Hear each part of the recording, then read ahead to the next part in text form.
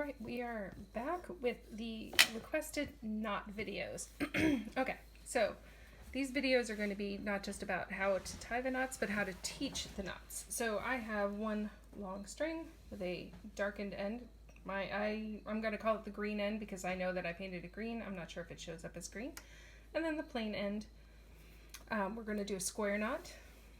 So a couple of ways to do a square knot. I'm laying this out on my surface. Let me give you more perspective.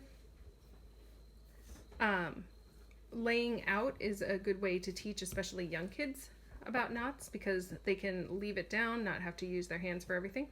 For a square knot, we're going to pick a side. If your kids are great with left and right, you can say right over left, and then we're going to tuck it into the middle of the circle. So this is also an overhand knot. And essentially we're making two overhand knots. We're just doing one and then the next. And then I'm going to take the left over the right and under. So if you noticed, we use the same end. I use the orange end for both ways, but at the beginning it was on the right, and at the second part it was on the left. And you know it's a square knot when you have essentially two loops that go in and out of each other. That's your square knot. If you do it wrong, you end up with a granny knot. This is what a granny knot looks like. It twists to the side. It's not as strong. It pulls and gets weird. It's more slippy, but it's still a knot. So encourage the girls, like, don't worry about it. You just didn't make a square knot. You made a granny knot, and that's fine. Both are useful. So again, the mnemonic that a lot of people use is right over left and under, left over right and under. So right over left and under, left over right and under. The other thing that kids, well, anyone who's new to learning a knot, is when you say under, that I'm just tucking it under the other rope.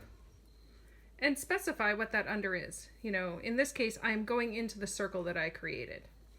And same thing when I go over here, I'm now going under into the new circle that I created, the smaller circle. So all of those are helpful things that help when you're teaching, because those are common mistakes. Like, where do you mean by under? Another way to teach the square knot is to use two different colored ropes. Or if you're still using this, to go by the color and use the color as your example. So this time it's not going to make a circle. So here's my two. I'm going to do this one in the air. I'm doing purple over pink and under, purple over pink and under. And there's my square knot. And this one's easier to see the loops and such for your square knot. Okay. Second way to teach a square knot is what I call tracing a knot.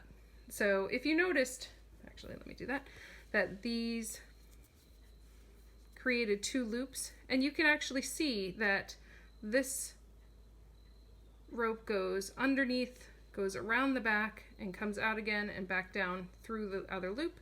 And this one does the exact same thing. This one's going in, around the top, and then out again. Back the way it came. It goes up, away, and back, and joins back with itself. So that's what we're going to do here. So it's helpful to know another method, because each time you teach kids, or anybody, you never know what their easier way of learning is going to be. So I've made a loop. I took my rope, I made a loop, and what I'm going to do is I'm going to take my pink under.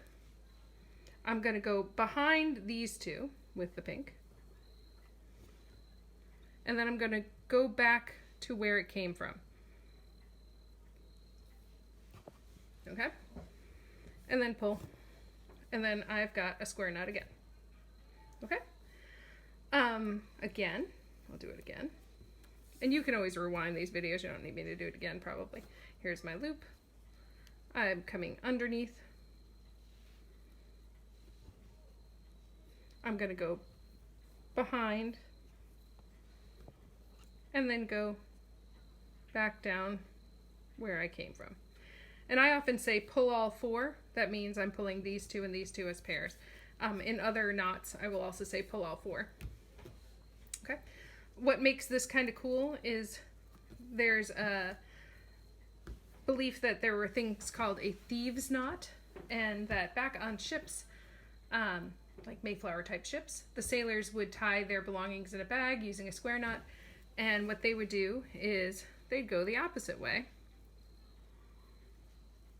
So if you notice on this one, I have the short ends are on the opposite side and the long ends are opposite each other as well, which is different from this one where the short ends were on the same side. So this is called a thieves' knot because when somebody went and messed with your stuff and they went to retie it, they look at it, they're like, oh, look, that's a square knot. Cool. And then when they go to retie your stuff, they tie it as a simple square knot. Simple, and my fingers just aren't working right now. There we go. And immediately when you came back to your stuff, you're like, oh, someone's messed with my stuff because the two short ends are on the same side now and the two long ends are on the same side. Hey. And then, of course, that doesn't last for very long because as soon as somebody knows the secret, they might pay more attention and tie it the same way you tied it. So, square knots.